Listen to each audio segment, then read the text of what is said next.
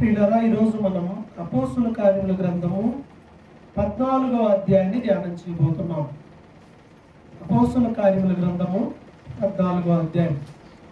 ఆది సంఘం పెంతెకొస్తు పండుగ దినమున ప్రారంభమైంది. పరిశుద్ధాత్మతో నింపబడిన పేతురు ప్రసంగానికి వేల మంది సంఘంలో చేర్చబడ్డారు. ఎన్నో గొప్ప కార్యాలు దేవుడు చేయడం మొదలుపెట్టాడు. పుట్టుకతోనే కుంటివాడుగా ఉన్న ఒక వ్యక్తిని స్వస్థపరచడం ఆ రోజు ఆది సంఘంలో అది పెద్ద సంచలనంగా మారిపోయింది. ఆ తర్వాత యేసునామాన్ని ప్రకటించకూడదని, యేసు ప్రభు గురించి చెప్పకూడదని ఎన్ని బెదిరింపులు చేసినా, కొడాలతో కొట్టినా కూడా వాళ్ళు ఎక్కడా కూడా దేవుని వాక్యాన్ని ప్రకటించడం మానలేదు. ఆది సంఘంలో అవసరతలు వచ్చినప్పుడు సంఘం అంతా చేయి చాపి అందరూ తలా ఒక చెయ్యి వేసుకొని తమ స్థిర చరాస్తులను అమ్మి సంఘంలో అందరి అవసరతలు తీర్చుకున్నారు. అలా నటించారు ఒక ఫ్యామిలీ, అననీయ సప్పీరా. దేవునికి ఇచ్చే విషయంలో ఇంతే అని అబద్ధం ఆడి మోసం చేసి తమ ప్రాణాలు పోగొట్టుకున్నారు. సంఘం అభివృద్ధి చెందుతూనే ఉంది. అనేక మంది విధవరాండ్రులను సంఘం పోషించింది. ఆ క్రమంలో అవసరానికి తగినట్టుగా అపోస్తులే కాకుండా అనేక మంది శిష్యులను ఆ అనుదిన పరిచర్య కోసం ఏర్పాటు చేసుకున్నారు. అందులో స్టెఫను పరిచర్య చాలా గొప్పగా ఉండడం మనం చూస్తాం. సంఘానికి హింస వచ్చింది, అయినా సరే పరిచర్య కానీ దేవుని వాక్యము కానీ ఎప్పుడూ ఆగిపోలేదు. ఫిలిప్పు ద్వారా సమరయ ప్రాంతంలో జీవం వచ్చింది. స్త్రీలు, పురుషులు, చివరికి నపుంసకులు కూడా మారు మనసు పొందడం ప్రారంభించారు. దేవుని వాక్యాన్ని అడ్డుకోవడానికి సౌలు ఎంతో ప్రయత్నం చేశాడు. దేవుడు సౌలును కూడా తన దర్శనంతో మార్చి ఆయన పరిచర్య కొరకు వాడుకోవడం మొదలుపెట్టాడు. అధికారులను దేవుడు మార్చడం మొదలుపెట్టాడు. పౌలు ద్వారా చనిపోయిన వారు తిరిగి లేచారు. చనిపోయిన వ్యక్తి ప్రార్థన చేస్తే తిరిగి లేచారు. చూడండి ఎంత గొప్ప కార్యం జరిగిందో. పక్షవాయుతో ఉన్న వ్యక్తి యేసు నామమున స్వస్థత వచ్చింది. అధికారులు ప్రభు వైపు తిరగడంలో భాగంగా కొర్నేలి అనేటువంటి ఒక శతాధిపతి దర్శనము ద్వారా పేతురును తన ఇంటికి పిలిపించుకొని కుటుంబ ప్రార్థన పెట్టించుకొని తన స్నేహితులు, బంధువులు, ముఖ్యులు అందరూ కూడా ప్రభువుని అంగీకరించారు. మొదటగా అన్యజనులు దేవుని వాక్యాన్ని అంగీకరించడం మనకి కనిపిస్తుంది. సంఘంలో హింస పెరిగింది.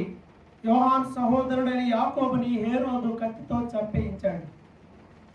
యాకోబు చంపబడ్డాడు. పేతురును కూడా పట్టుకొని చంపాలనుకున్నాడు, జైల్లో వేశాడు. దేవుడు తన దూతను పంపి చెరసాలలో నుండి పేతురుని విడిపించాడు.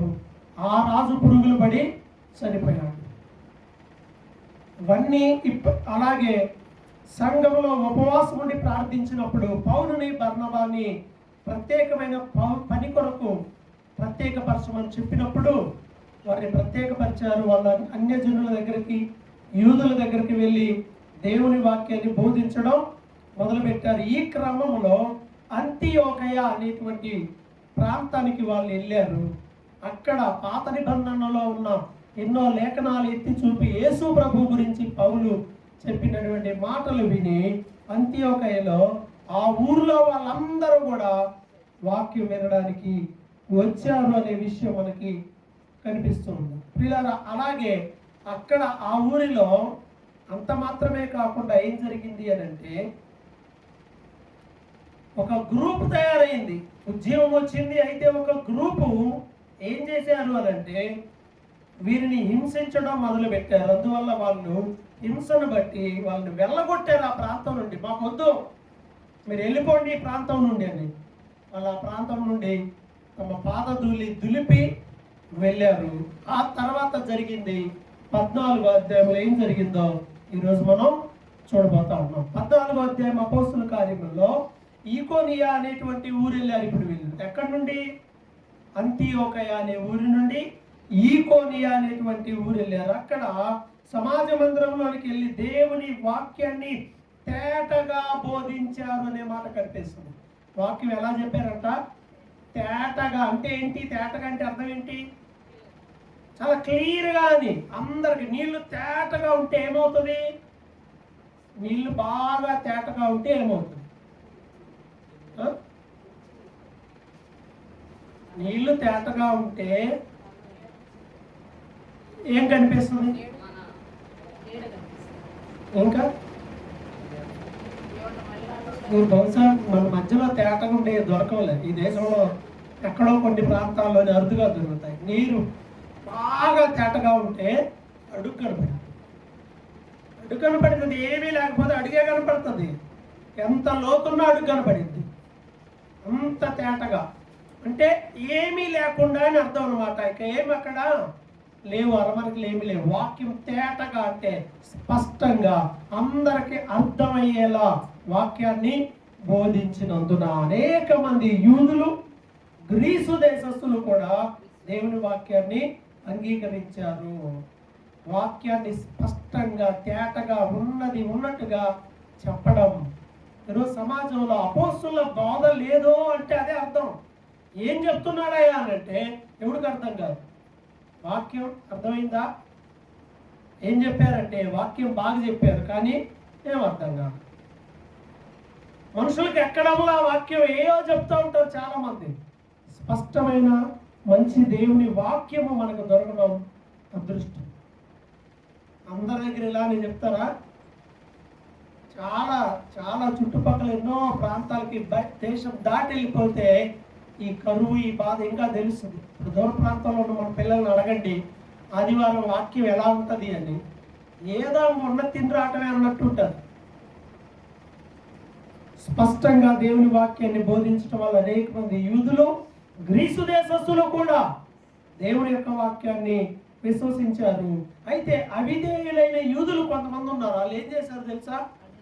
అన్యజనుల్ని పురుకొల్పిరే, వాళ్ళు అసలు కరెక్ట్ కాదు అది దాన్ని పురుకొల్పి చెడగొట్టి వాళ్ళ మీద పగ పుట్టించారు. అన్యజనులు పురుకొల్పబడ్డారు అవిధేయులైన యూదుల వల్ల. చెడగొడుతున్నారు. అన్యజనులను పురుకొల్పి వారి మీద పగ పుట్టించి వీళ్ళ మీద పగ పుట్టించారు. అప్పుడు ఆ టైంలో కొంతమంది ప్రభువు మీద ఆనుకొని చక్కగా వాళ్ళు కొంతకాలం అక్కడ ఉన్నారు. దేవుడు వారి చేత సూచక్రియలు, అద్భుతాలు ఎన్నో చేయించినప్పుడు చాలా మంది మారు మనసు పొందారు. ఇప్పుడు రెండు గ్రూపులు ఆ ఊరిలో. ఒకటి దేవుని బిడ్డలను నమ్మి దేవుని వాక్యానుసారముగా జీవించే గ్రూప్ ఒకటి. ఇంకొకటి నమ్మక వారి మీద ద్వేషాన్ని పెంచుకున్నారు, పగను పెంచుకున్నారు. ఈ గ్రూపు కూడా ఒకటి. నువ్వు అందరికీ ప్రేమగా ఉండేటువంటి వ్యక్తిగా నువ్వు ఉండాలనుకుంటున్నావా? చాలా మంది అదే అనుకుంటారు కదా, అందరికీ నేను మంచిగా ఉండాలి. ఎవరి వల్ల కాదు, యేసు ప్రభు వల్లే కాల. మనుషులందరూ మిమ్మల్ని కొనియాడినప్పుడు మీకు శ్రమ అన్నాడు. అందరు నిన్ను పొగుడుతున్నారంటే నువ్వు రాంగ్ వేలో ఉన్నావని అర్థం. కరెక్ట్గా మాట్లాడితే, ఉన్నదన్నట్టు మాట్లాడితే నీకు శత్రువులు పెరుగుతారు. శత్రువులు పెరిగినప్పుడు మనం సంతోషిస్తామా, బాధపడతామా? చెప్పండి. బాధపడతామా, సంతోషిస్తామా? బాధపడతామా? ఇప్పుడు మీకు ఏం పెరగాలి? శత్రువులు ఎక్కువ పెరిగితే ఇష్టమా? అందరూ మిమ్మల్ని పొగిడితే ఇష్టమా? అందరూ శ్రావణిని తిడతా ఉంటుంటే శ్రావణికి ఇష్టం, అంతేనా? నిజమేనా? అంటే అందరు నిన్ను అట్ట అన్నా కానీ నువ్వు తీసుకుంటావా? అందరూ నీకు నచ్చరు, అందరూ నిన్ను నచ్చరు. చూద్దాం, చాలా టైం ఉంది ఇంకా, చూద్దాం. సమయం వచ్చినప్పుడు చెప్తా, గుర్తుపెట్టుకో. అందరికీ నువ్వు ఓకే అని అన్నావు అంటే ఏం లేదు అక్కడ అని అర్థం. నువ్వు మంచి దారిలో వెళ్తుంటే అందరు నిన్ను ఒప్పుకోరు, అప్రిషియేట్ చేయరు. ఏంటమ్మా ఈ మార్గం ఏంటి, ఏమైంది, అందరు ఎలా అయితే ఏమైంది ఇలా అంటుంది అంటారు. అలా అని నేనేదో చెప్పానని అడ్డదిడ్డాలు పడి అందరూ ఒప్పుకోరు, నాదే రైట్ అనమాకండి.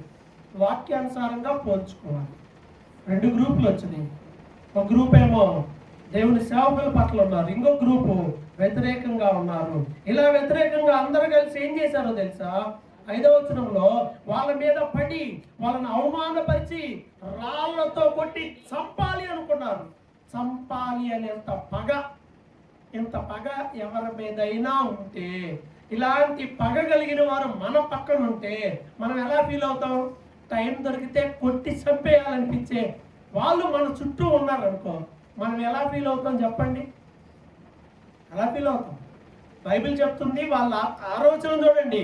వారు ఆ సంగతి తెలుసుకొని లుకాయోనియాలోను పట్టణములను, లుస్త్రకును, దెర్బేకును, చుట్టుపక్కల ఉన్న ప్రదేశములకు పారిపోయి అక్కడ సువార్త ప్రకటించుచుండ్రి. అలాంటి వాళ్ళ మధ్యలో ఇంకా పెరిగిపోయింది. ఇంకా దొరికితే చంపేస్తాం అనే ద్వేషం వచ్చినప్పుడు ఏం చేయాలి?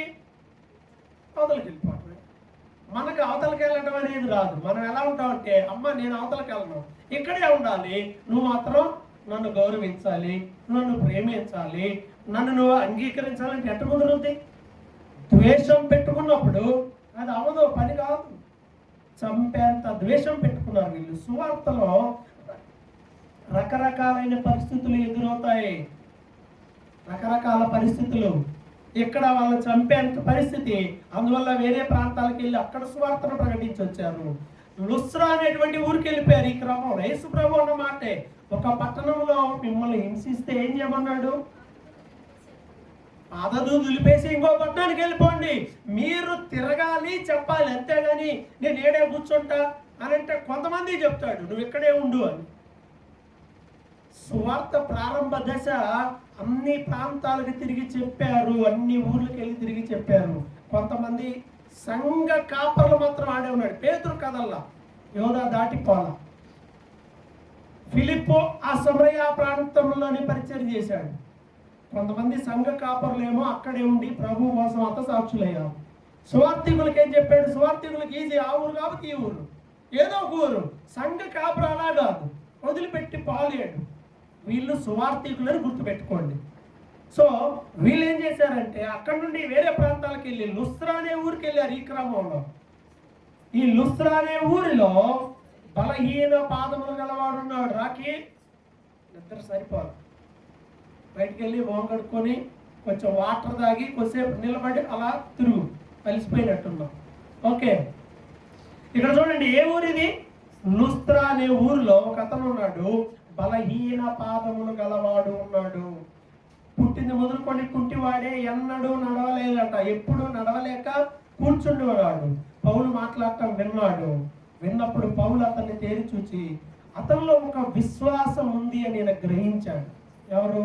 పౌలు చూశాడు రే ఇతనిలో విశ్వాసం ఉంది అని పౌలు గ్రహించి, నీ పాదములు మోపిసరిగా నిలబడి అతనిలో విశ్వాసాన్ని బట్టి ఏం చెప్పాడు? నువ్వు లేచి నిలబడమంటే అక్కడ అతడు లేచి గంతులు వేసి నడవసాగిన. ఆల్రెడీ అప్పటికే పేతురు, యోహాను దేవాలయానికి వెళ్ళినప్పుడు ఇదే సంఘటన జరిగింది. పుట్టుకతో కుంటివాడు లేచి నిలబడి గంతులు వేశాడు. ఆడు కూడా ఇక్కడ వీడు కూడా లేచి నిలబడి గంతులు వేశాడు. చూసారా? దేవుడు తలుచుకుంటే ఇది జరుగుద్ది. కానీ పుట్టడంతోనే కుంటివాడు అనుకో, ఎవరైనా ప్రార్థన చేస్తారా? అయ్యా ఇది కాలు రావాలి అని ప్రార్థన చేస్తారా? ఎందుకని? రావు, ఇంకెందుకు వస్తాయి? అదే కదా విశ్వాసం అంటే. ఇది మొన్న దాకున్నాయ్యా, ఈ మధ్య పడిపోయినాయి, ఇప్పుడు రావాలని కోరడం కాదు విశ్వాసం. విశ్వాసపు రేంజ్ ఇది. పుట్టుకతోనే వీడికి ఇంకా ఆప్షన్ లేదు, వినవలేదు. కానీ దేవుడు తలుచుకుంటే అన్నీ సాధ్యమే. వీడి పనికి మాలినాడు, వీడు బాగుపడ్డా, అది నీ విశ్వాసం.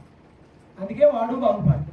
పిల్లలు కొంతమంది తల్లిదండ్రులు ఎప్పుడు ఇస్తే నువ్వు ఇంతేరా, నువ్వు నాశనం అయిపోతావేరా, నీ బతుకు ఇలానే అయిపోతురా, నువ్వు ఇట్లానే, నీ నోరే శాపం సగం. పిల్లలకి పెద్ద శాపం ఎవరు అంటే తల్లి నోరు. ఎస్పెషల్గా తండ్రులు కాస్త తక్కువ తిడతారేమో, తిట్టరా నేను అన్నా, కానీ అందరూ ఎవరైనా తల్లులు ఏ చిన్న దానికి కూడా నువ్వు ఎట్టయిపోతావు, నువ్వు అట్టయిపోతావు, నోరు కుట్టేసుకోండి. ఆశీర్వదించడం నేర్చుకోండి, ప్రార్థించడం నేర్చుకోండి, దీవించడం నేర్చుకోండి, విశ్వాసంతో దేవునికి అప్పగించడం నేర్చుకుందాం. విశ్వాసం ఉందని గ్రహించి వెంటనే బిగ్గరగా నడవమని చెప్పగానే జనమంతా కూడా పౌలు చేసిందని చూసి వామ్మో, దేవతలు మనుష్య రూపం దాల్చి మన దగ్గరకు వచ్చారు అని చెప్పి వీళ్ళిద్దరికి పేర్లు పెట్టారు. బర్నబాకి ద్యుపతి, అలాగే పౌలు ముఖ్య ప్రసంగికుడు, అందుకే ఆయనకి హెర్మే అని పేరు పెట్టారు. ఈ గ్రహాల పేర్లు పెట్టారు. గ్రహాల పేర్లు పెట్టి వీళ్ళు దేవతలు వచ్చారు కాబట్టి వీళ్ళకి దండలు, ఎద్దులు బలర్పించాలి అని చెప్పేశారు. వెంటనే పౌలు ఏం చేశాడు తెలుసా? పౌలు బర్నబా 14:14 ఈ సంగతి విని తమ వస్త్రములు చించుకొని సమూహానికి, అయ్యా ఎందుకు ఇలా చేస్తున్నారు? మేము కూడా మీలాంటి మనుషులమే. దేవుని సృష్టి మీరు చూస్తున్నారు కదా, ఇవన్నీ సృష్టించిన దేవుని వైపు మీరు తిరగాలి. గత కాలంలో ఎలాగ అయిపోయింది, కానీ ఇప్పుడు దేవుడు అలా కాదు, మీరు ఇలా బలులు అర్పించడం కరెక్ట్ కాదని ఆపేశారు. మేము మనుషులమయ్యా, దేవుళ్ళము కాదు అని చెప్పి ఆయన వాళ్ళకి చెప్పడం చూసాం. ఈరోజు చాలా మంది మనుషులే తాము దేవుళ్ళుగా చెప్పుకుంటున్నారు. బాబాలు, అమ్మలు, ఇంకా రకరకాల పుడుతున్నారు. వాళ్ళు కూర్చొని ఇలా ఉంటాం, అలా ఉంటాం, జనాలు వచ్చి సేవ చేయడం, డబ్బులు ఇవ్వడం, గుళ్ళు కట్టించడం, దైవత్వాన్ని తీసుకుంటున్నారు మనుషులు. క్రైస్తవ్యంలో కూడా చాలా మంది తయారయ్యారు. ఈ మధ్య చూస్తూ ఉన్నాం కదా, పర్లేదులే ఈ పాస్టర్ గారు బాగానే ఉన్నాడు అనుకుంటా ఉంటే యూట్యూబ్లో లేకపోతే సోషల్ మీడియాలో కొంతమంది సేవకుల పరిచయం బ్రహ్మాండం ఉంది, పర్వాలేదు అనుకుంటే, ఎప్పుడైతే మనిషిని మహిమపరుస్తారో, మనిషికి ఘనత వస్తుందో, కళ్ళు ఎప్పుడైతే పైకి నెత్తికి ఎక్కుతాయో చాలా జాగ్రత్తగా ఉండాలి. ఇది ఎవరైనా అందరూ స్థాయి మారేటప్పుడు జాగ్రత్తగా ఉండాలి.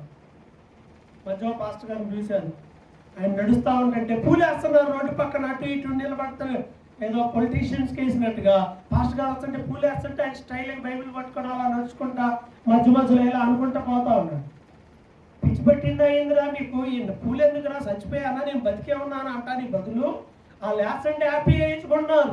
పై నుండి ఇసిరేస్తున్నారు పూలు. కొంతమంది డ్రోన్ల నుండి పూలు వేసేవాళ్ళు, ఘనతలు, ఘనపరచడం, అతి సన్మానాలు, ఇవి చాలా ప్రమాదకరమైనవి, చాలా ప్రమాదకరం. దేవుని మహిమను ఎప్పుడు మనం తీసుకోకూడదు, దేవుని స్థానంలో ఎప్పుడు మనం ఉండకూడదు. కొంతమంది ఉంటారు పాస్టర్లు కాళ్ళు కొట్టుకుంటా ఉంటారు. ఏమొచ్చింది? వచ్చిద్దా? పాస్టర్ గారిని పట్టుకోవాలని కొంతమంది. అబ్బో పెద్ద పాస్టర్ గారు అండి, ఏం చేయాలి? పెద్ద పాస్టర్ గారు అయితే పట్టుకోవాలి. ఒక ఆమె చెప్తా ఉండింది, ఇగో అన్న నేను ఎంతో కలిసి ఫోటో దిగాను తెలుసా, నాకు చూపెడుతుంది. ఎవరమ్మా అంటే ఆయన ప్రపంచవ్యాప్తంగా కలిసి కాస్త బాగా పరిచయం చేస్తూ ఉంటాడు అవి అని. నేను జనరల్గా అన్ని ఫోటోలు ఏం పెట్టను, పెద్దగా ఎవరికి ఏం పెట్టను. తర్వాత నేను ఒక చిన్న 1 minute వీడియో పెట్టాను. ఇంకా ఫోటోలు పెట్టడం మానేసింది. ఆయనతో జస్ట్ ఫోటో దిగింది అంతా, ఇక ఫోటో పెట్టేసింది. కలుసుకున్నాను బ్రదర్, చాలా హ్యాపీగా అనిపించింది ఈరోజు. ఆయన నేను కలిసి ఒక 4 రోజులు తిరిగాం. మేము ఎప్పుడు పెద్దగా ఫోటోలు దిగిన గుర్తు నాకైతే లేదు. నా ఫోన్లో అయితే ఒక ఫోటో కూడా లేదు, ఒక సెల్ఫీ కూడా మేము ఇద్దరం దిగలం. చాలా వీడియోలే ఉన్నాయి. నేను మన గ్రూప్లో పెట్టలేదు, నా యూట్యూబ్లో లేవు, ఆయన దాంట్లో ఉంటాయి. మేబీ దేవుడు మనకు ఏదైనా అవకాశం ఇచ్చాడు అనుకోండి, రైట్, మంచిది, అవకాశాన్ని ఉపయోగించుకుంటాం, స్వార్థని ప్రకటిస్తూ ఉంటాం, అవునా కదా? కానీ మనుషులకి ఏంటంటే ఆ పాస్టర్ గారితో ఫోటో దిగాం, లేకపోతే ఆయన పక్కన కూర్చున్నాం, ఆయన కలిసాం, ఆయనతో 18వ వచనంలో వారిలాగా చెప్పి తమకు బలి అర్పింపకుండా సమూహములను ఆపుట బహుప్రయాసమాయను. బలి అర్పించకుండా ఏం చేశారు వాళ్ళు? ఆపారు. మాకు బలి అర్పించేది ఏంది? నేనేమన్నా దేవుణ్ణా? మేమేమన్నా దేవుళ్ళమా?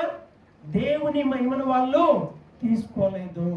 మనం ఎలా తయారైపోయామంటే ఫోటో దిగితే అదేదో గొప్ప విషయము, లేదా కలిసి కొంత మాట్లాడితే అదేదో దేవుడితో పెట్టుకోండి. అదేదో శాశ్వతమైనది ఎవరు? దేవుడు. పరలోకాన్ని ఇచ్చేది దేవుడు. మనుషులకు దైవత్వాన్ని ఆపాదించొద్దు.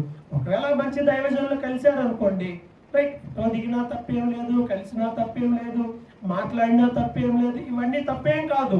కానీ వాటిని బట్టి అతిశయించకూడదు. చాలా మంది చూస్తూ ఉంటాం. నేను స్పాన్సర్ చేశానండి కల్వరి టెంపుల్కి, వెళ్ళాం, ఫోటో దిగి పెద్ద ఫోటో ఫ్రేమ్ చేసి పెడతారు ఇంట్లో, అదేదో పెద్ద దేవుడు బొమ్మలాగా. స్పాన్సర్ చేయడం తప్పేం కాదు, దేవుడు నీకు ఇచ్చాడు, ఇవ్వు, తప్పేం లేదు. దేవుడి ఇష్టం, ఆ దేవుడికి ఇచ్చేవాళ్ళు వాళ్ళు ఇచ్చుకుంటూ ఉంటారు. ఏదో 10,000 ఇచ్చి నేను గ్రేటు, లేదా నేను కలిసే ఫోటో దిగా మా ఇద్దరం, అది ఈ గ్రేట్లు ఏం కాదు. ఇవన్నీ లోకంలో వాళ్ళు ఇంకా బాగా చేస్తారు. మోడీ 10,000 అంత ఫీల్ అయితే ఆడెవడో బంగారపు కిరీటం వేసాడంట, తీసుకెళ్ళి ఆ గుళ్ళో బంగారపు కిరీటాలు, రత్నాల కిరీటాలు, వజ్రాల కిరీటాలు ఇస్తున్నారు అక్కడ. ఇక ఆ కిరీటాల ముందు ఇది ఎంత ఆలోచన చేయండి. సో ఏది ఏమైనా సరే దైవత్వాన్ని మనం పట్టుకోకూడదు. ఎవడన్నా మనల్ని అతిగా పొగుడుతున్నాడంటే ఎమ్మటే మనం గుర్తుపెట్టుకొని వీళ్ళు చెప్పినట్టుగా చెప్పాలి. పేతురుని సాష్టాంగ నమస్కారం చేస్తే పేతురికి ఆయన ఒప్పుకున్నాడా? కొర్నేలి వాళ్ళు చేస్తే, నేను కూడా మీ వంటి నరుడనే. వీళ్ళు కూడా అయ్యా మేము నరులమే, ఇలా చేయొద్దు. పరిచర్యలో ఏ సేవకుడు దేవుని మహిమ తీసుకోకూడదు. ఏ విశ్వాసి కూడా ఏ సేవకునికి దైవత్వాన్ని ఆపాదించకూడదు. పెద్ద సేవకుడా, చిన్న సేవకుడా, ఇవన్నీ తీసి అవతలేసాడు. దేవుణ్ణి మాత్రమే మనం మహిమపరచాలి, కనపరచాలి. దేవుని సేవకుల్ని మనం గౌరవించండి, ప్రేమించండి. అంతేగాని దైవత్వాన్ని ఏ మనిషికి ఇవ్వకూడదు. ఇలా జరగగానే వెంటనే అంత్యోకయ నుండి ఈకోనియ నుండి, అంటే ఈ 2 ఊర్లు ఏంటి? గతంలో వీళ్ళు చేసి వచ్చిన ఊర్లు అంత్యోకయ, ఈకోనియ. ఇప్పుడు ఈ 2 దాటి ఎక్కడికి వచ్చారు వీళ్ళు? లుస్త్రా అనే ఊర్లో ఉన్నారు. ఆ 2 ఊర్లో నుండి కొంతమంది యూదులు ఏం చేశారంటే జనసమూహంలో తన పక్షముగా చేసుకుని ఇక్కడ కూడా వచ్చి ఒక గ్రూప్ తయారు చేసి ఇక్కడ కూడా గొడవ పెట్టారంటే ఎంత ద్వేషం వీళ్ళలో చూడండి. పరిచర్య అభివృద్ధి చెందుతూ ఉన్నప్పుడు సైతానుడు ఆడి పనులు కూడా ఆడు చేసుకుంటానే అంతా.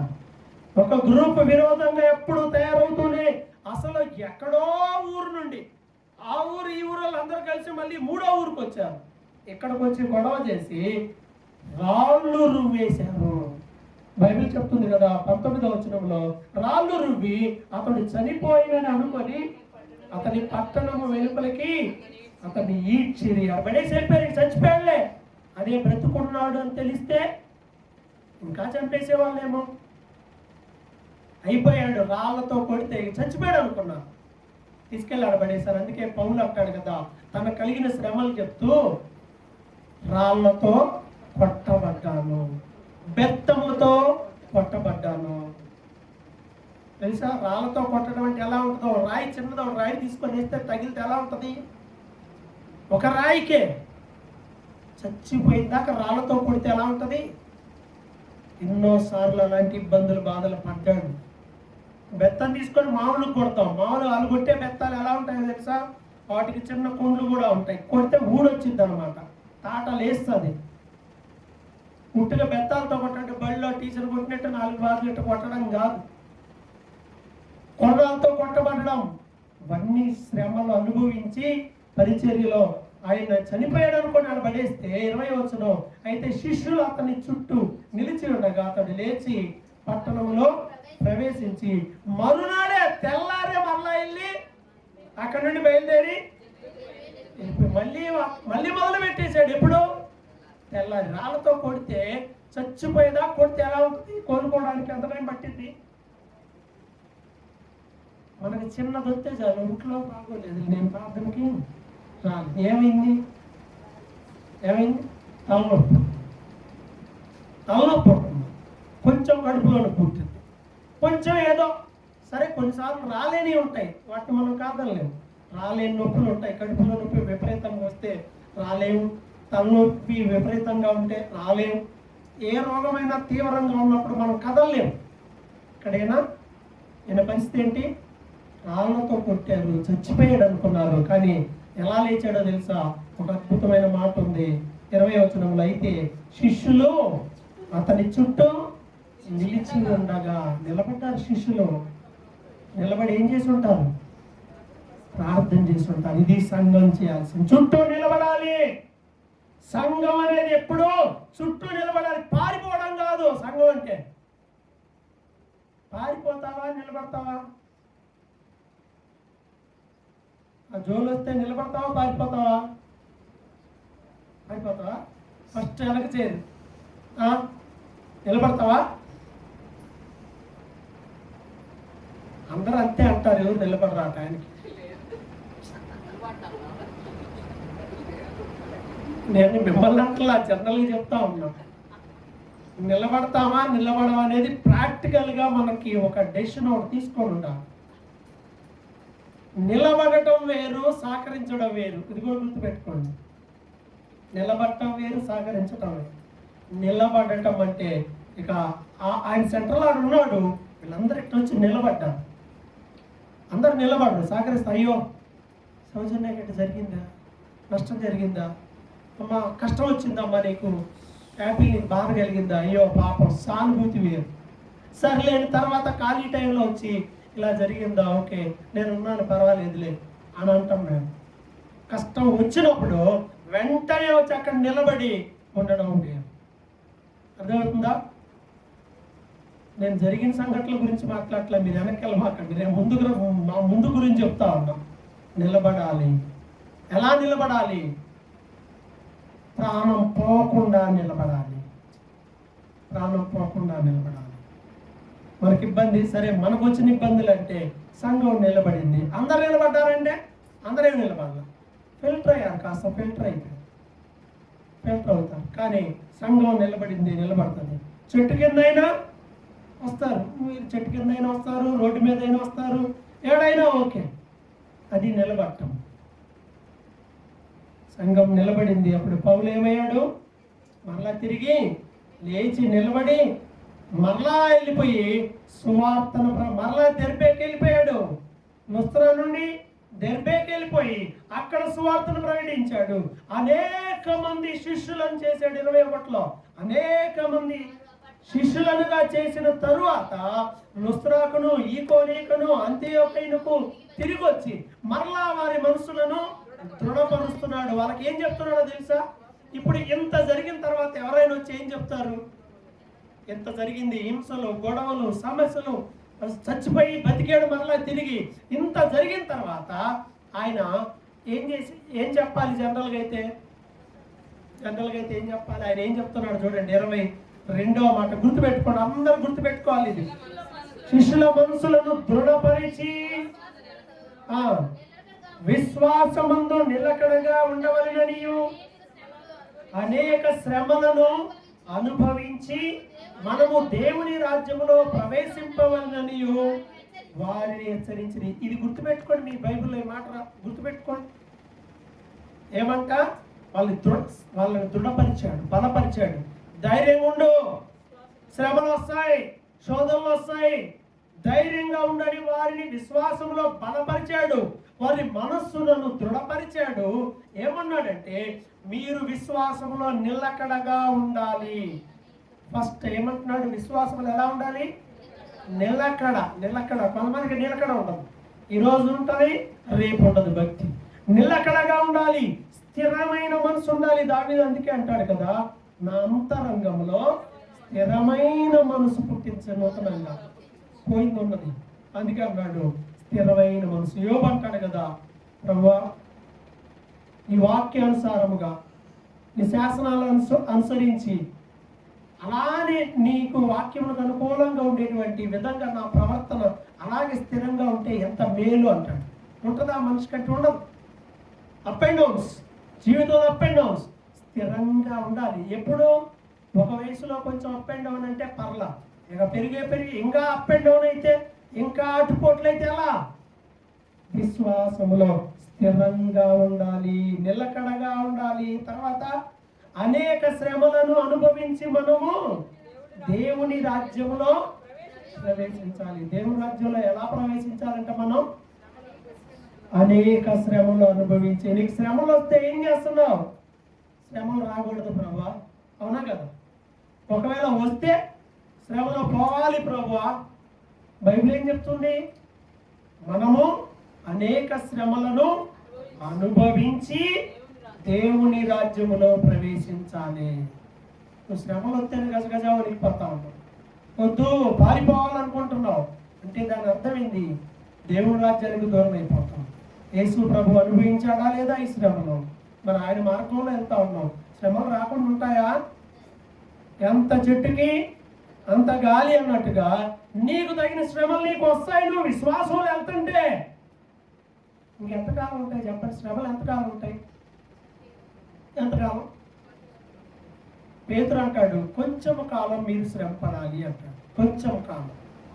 ఎంతకాలం? కొంచెం కాలం అంటే ఎంత? చనిపోయేదాకా అనుకుందాం. ఎంతకాలం తెలియపోయిన యావరేజ్గా 70, 80 ఉన్నాయా ఇప్పుడు వికెట్లు? కరోనా లాంటిది మళ్ళీ ఏదన్నా వచ్చింది అనుకో, ఏ టైంతో పని లేదు, మనుషులు పూడ్చిపెట్టే పనే కూడా లేదు, జేసీబీలో ఏం చేస్తుంది తెలీదు, గ్యారంటీ లేదు. ఒకవేళ వాక్యానుసారంగా అనుకున్న 70, 80. ఈ 70, 80లో ఎంత వచ్చినాయి? ఆల్మోస్ట్ సగం. 70 తర్వాత రాలేదనుకో మరణం, మనమే అడుగుతుంటాం, అయ్యా తీసపోయా. ఆడు చూసేవాడు ఉండడు, ఆడదంటుంటాడు, కోడలదంతా ఉంటుంది, తిడతా ఉంటుంది, ఎప్పుడు పోతావు నువ్వు, మేము ప్రశాంతంగా ఉంటావు ఉంటుంది. చచ్చిపోవాలనుకున్నా మరణం రాదు. ఆల్రెడీ చాలా ఏజ్ అయిపోయింది, 30 లేదా 40. కొంతకాలమే. ఆ కొంతకాలం భరిస్తే దేవుని రాజ్యంలో హ్యాపీగా ఉంటాం కదా. సహించడం నేర్చుకోవాలి. సంఘం సహించడం నేర్చుకోవాలి, భరించడం నేర్చుకోవాలి. యోసేపు ఊరికే రాజు అయిపోయాడా సహించకుండా? ఎట్లా వచ్చారు ఆయన్ని? పనిచేసే దగ్గర అలాంటి ప్రెజర్ ఉంటే ఎలా ఉంటుంది? లేనిపోయిన నిందలు అన్నీ వేసి చేస్తే ఎలా ఉంటుంది? మీరు మామూలుగానే చేయకపోయినా ఒక చిన్న మాట అంటే, భోజనం చేస్తా మధ్యలో శ్రావణి ఇట్లాంటిది అని అన్నారు అనుకో, అది మన చెవులకు వినపడింది అనుకో నలుగురిలో, అప్పుడు ఎలా ఉంటుంది ఫీలింగ్?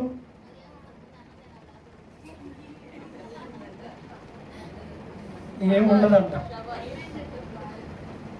ఏం చేసిందని ఇంటి దగ్గర ఉంది. ఆ మైండ్ మంచిదే, ఆ మైండ్ గొప్పదే, నువ్వు రైటే.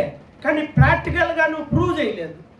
నీ హృదయంలో ఆ మనసు ఉంది, ఇటు తింటావు, ఇటు తీసుకుంటావు, ఫుడ్ తినటం ఆడు ఎన్నో అనుకుంటావు, నాకెందుకులే అనుకుంటావు, తింటావు, వెళ్ళిపోతావు. ఈ మనసు ముఖ్యం. ఏజ్ పెరిగే కొద్దిగా చుట్టాలు ఎవరైనా నిన్ను అన్నప్పుడు, ఇంట్లో ఎవరైనా అన్నప్పుడు, ఇరుగు పొరుగు ఎవరు అన్నప్పుడు, అప్పుడు తెలుస్తుంది, పెయిన్ తెలుస్తుంది. నాకు ఆ పెయిన్ లేదా, బాధ లేదన్నావు అనుకో, నువ్వు సూపర్. ఇంకా అప్పుడు సూపరు. అర్థమవుతుందా? చూద్దాం, ఇంకా నువ్వు ముంతాగా పోసుకుందా, ఇంకా కొన్ని ఉన్నాయి, వెయిట్ చేద్దాం. నిజంగా అవి లేకపోతే హ్యాపీ, ఆ మనసు ఉంటే హ్యాపీయే. కానీ సాధారణంగా మనిషికి ఎలా ఉంటుంది? పుచ్చుకుంటా ఉంటుంది, బాధ అనిపిస్తూ ఉంటుంది. నన్ను ఎట్లా అన్నారు, నన్ను అట్లా అన్నారు, అది ఇది ఎవరికైనా బాధే. కాబట్టి ఏది ఏమైనా మనం ఏం నేర్చుకోవాలి? ఇక్కడ 22లో ఉంది కదా, విశ్వాసంలో నిలకడగా ఉండాలి, శ్రమలు అనుభవించి మనం దేవుని రాజ్యము చేరాలి అని చెప్పి 23వ వచనంలో అప్పుడు పని చేశాడు ఆయన. ఏం చేశాడు? 14:23లో ప్రతి సంఘములో పెద్దలను ఏర్పరిచి వాళ్ళకి ఉపవాసం ఉండి ప్రార్థన చేసి వారిని దేవునికి అప్పగించి అప్పుడు పంపూలి అనే ఊరు వచ్చాడు. ఎందుకని పని చేశాడు ఆయన? ఆయన లేడు, ఇంకా ఆయన లేడు ఆ ఊర్లో. ఆ సంఘాన్ని విడిచిపెట్టి వెళ్తున్నాడు కాబట్టి ఆ సంఘాన్ని విడిచిపెట్టి వెళ్ళేటప్పుడు ఆయన చేసిన పని ఏంటి? సంఘంలో కొంతమందిని అపాయింట్ చేశాడు, పెద్దలు అంటే ఇప్పుడు మన సంఘ పెద్దలు వీళ్ళుగా ఇడు ఒకడికి మారుబోల్సి ఉండదు, ప్రార్థన చేయడం రాదు, మళ్ళీ సంఘ పెద్ద అంటాడు. బైబిల్ ఎప్పుడు ఒకసారి కూడా చదవడు, మరలా నేను సంఘ పెద్ద ప్రెసిడెంట్ని కావాలంటుంటారు. తన్నుకొని చేస్తున్నారు, వీటి కోసం, కుర్చీల కోసం తన్నుకులాడుతూ ఉన్నారు. పెద్ద అంటే సులభం కాదు. సంఘ పెద్దగా ఉండాలంటే కొన్ని లక్షణాలు ఉన్నాయని తిమోతి పత్రికలో మనకు చాలా క్లియర్గా ఉంది, తీతు పత్రికలో చాలా క్లియర్గా ఉంది. ఆ లక్షణాలు కలిగిన వాళ్ళని ఏర్పాటు చేసి ఉపవాసం ఉండి ప్రార్థన చేసి దేవుడికి అప్పగించుకొని అక్కడ నుండి ఆ ఊరు ఈ ఊరు అలా తిరిగి ఓడ ఎక్కి దేవుడి కృపకు అప్పగించుకొని ఏ ఊర్లో స్టార్ట్ అయ్యారో, అంతియోకయలో, మొదటి అంతియోకయ, క్రైస్తవులు అనబడిన అంతియోకయ, ఎక్కడ బయలుదేరారో మరలా తిరిగి అక్కడికి వచ్చి ఈ జర్నీలో జరిగిన సంఘటనలన్నిటినీ వాళ్ళందరికీ కూడా చెప్పి శిష్యుల దగ్గర బహుకాలము గడిపారు. దీన్ని అపోస్తులైన పౌలు చేసిన మొదటి సువార్త ప్రయాణం అంటారు. ఇది ఎక్కడి నుండి? 13, 14 ఈ 2 అధ్యాయాల్లో జరిగిన సంఘటన ఏంటంటే పౌలు యొక్క ఫస్ట్ మిషనరీ ట్రిప్ ఏ ఊర్లో వెళ్ళాడు? అంతియోకయ, పెర్గే. ముందు చూడండి, పెర్గే అనే ప్రాంతానికి వెళ్తాడు. ఆ తర్వాత అంతియోకయకి వెళ్ళాడు. ఆ తర్వాత ఈకోనియాకి వెళ్ళాడు. అక్కడ నుండి లుస్రా వెళ్ళాడు. అక్కడ నుండి దెర్బే అనే ప్రాంతానికి వెళ్ళాడు. అక్కడ నుండి మరలా పంపులియాకు వచ్చాడు. పిసిడియా దేశంలో పంపులియాకు వచ్చాడు. మరలా పెర్గేకి వచ్చాడు. మరలా అత్తాలియా అనే ప్రాంతానికి వచ్చాడు. మరలా అక్కడి నుండి తిరిగి అంతియోకయకి వచ్చాడు. ఇది పౌలు యొక్క మొదటి మిషనరీ ప్రయాణము. కాబట్టి ప్రియులారా, దీని ద్వారా మనం నేర్చుకోవాలి. ఇక్కడ సంఘంలో మనం నేర్చుకోవాల్సిన విషయాలు ఏంటంటే, ఆది సంఘంలో ఇంత ప్రయాసపడ్డారు, ప్రయాస లేకుండా ఫలితాలు. సువార్త ప్రకటించే వాళ్ళు ఉన్నారు, సువార్త ప్రకటించారు, శ్రమలు ఇబ్బందులు వచ్చినాయి, దేవుడు కార్యం చేశాడు. మనం కూడా ప్రకటించే వారముగా ఉండాలి, ప్రయాసపడే వారముగా ఉండాలి, దేవుని కార్యాల కోసం ప్రార్థన చేయాలి. బంగారు చేయని లేదు, ఇంటి మీద రేకులు ఏమున్నాయి, స్లాబ్ వేయాలి, అరే ఇది లేదు, ఇట్లాంటి చిన్న చిన్న ఆపేసేయి. దేవుని బలమైన కార్యాలు కుటుంబంలో జరగాలి. కుంటివాడు పుట్టుకతో కుంటివాడు నడవాలా, ఆత్మీయంగా కుంటివాళ్ళు నడవటం చూడొద్దా? మరి మనం చనిపోయిన వారు లేచారు, ఆత్మీయంగా చనిపోయిన వారు మళ్ళా తిరిగి బ్రతుకొద్దా? మనం చేయాల్సిన ప్రార్థన ఇవి: రక్షణ, మారు మనసు, విశ్వాసంలో ఎదగడం. ఎన్ని శ్రమలు వచ్చినా ఆ శ్రమలన్నీ తట్టుకొని ధైర్యంగా దేవుని వాక్య ప్రకారం విశ్వాస జీవితం మనం ముందుకు వెళ్ళాలి. అలాంటి కృపను దేవుడు మనందరికీ అనుగ్రహించును గాక. ఆమేన్.